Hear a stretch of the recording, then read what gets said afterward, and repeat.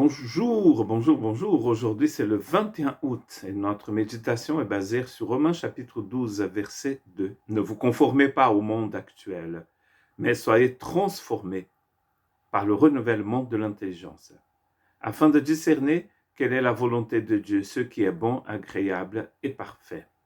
Ne vous conformez pas, mais soyez transformés, afin de discerner quelle est la volonté de Dieu, ce qui est bon, agréable et parfait. La seule façon ici de comprendre de discerner en fait ici cette volonté de Dieu, c'est en étant transformé. C'est cette métamorphose de notre pensée, de notre intelligence, qui va nous aider à discerner la volonté de Dieu. Paul n'explique pas ici comment cette métamorphose se fait, mais il a déjà expliqué ça dans toute la lettre et dans d'autres écrits aussi. Et d'ailleurs, nous allons lire quelques versets pour illustrer cette pensée. Et d'ailleurs, nous lisons dans 1 Corinthiens 2,14, « Mais l'homme naturel n'accepte pas ce qui vient de l'Esprit de Dieu, car c'est une folie pour lui.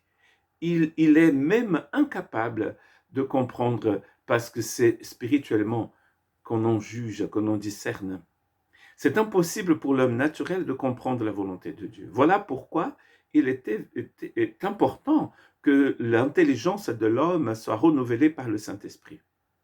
Jésus, en parlant à un religieux, à un pharisien, dans Jean chapitre 3, il dit ceci, « Si quelqu'un n'est pas né d'en haut, il ne peut pas rentrer dans mon royaume. » Né d'en haut, on le sait bien, c'est être né de Dieu.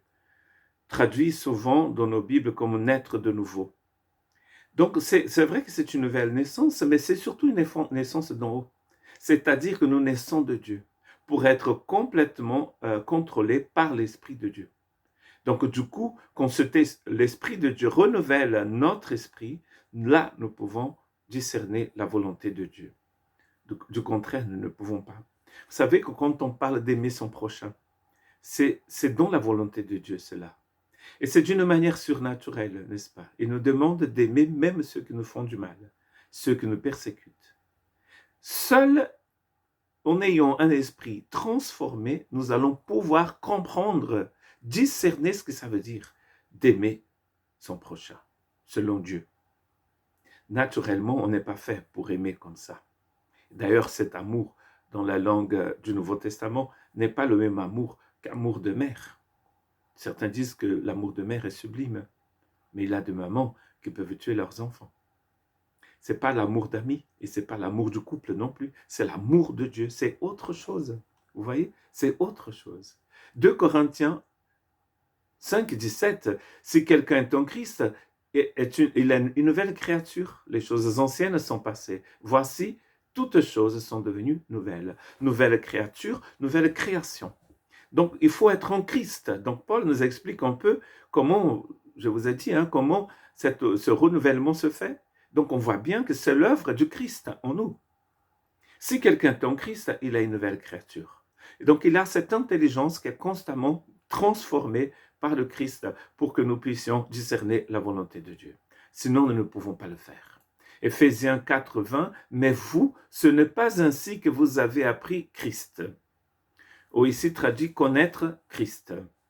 Dans certaines versions, notamment dans ma langue maternelle, parfois il y a des versions, on a l'impression que Paul est en train de nous dire d'apprendre les choses, enfin, l'enseignement du Christ. Mais ici, il n'est pas question d'apprendre l'enseignement du Christ, mais c'est d'apprendre le Christ lui-même. D'apprendre Christ, la personne.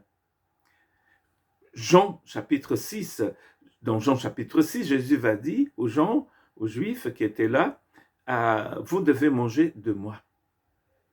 Connaître Christ dans cette version en français, c'est-à-dire avoir une relation avec lui.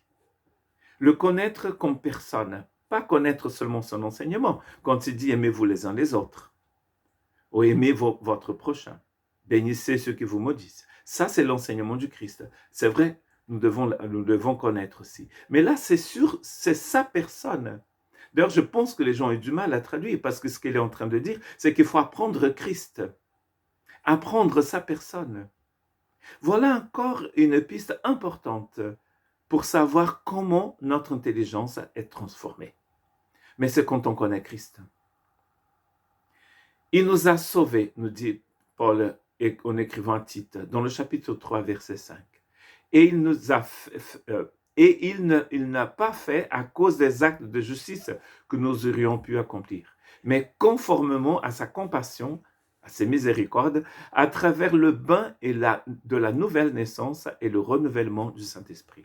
C'est en connaissant Christ, c'est en étant renouvelés par le Saint-Esprit, c'est en connaissant sa parole que nous sommes métamorphosés.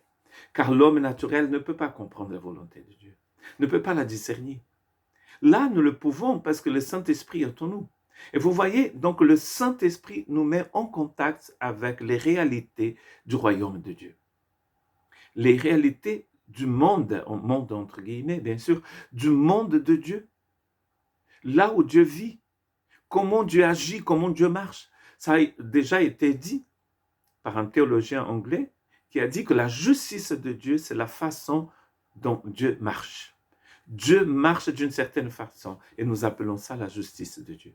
God's righteousness. C'est comme ça que Dieu marche. Dieu fonctionne d'une éternité à l'autre toujours de la même manière. Il ne change pas. Il n'y a pas d'ombre en lui.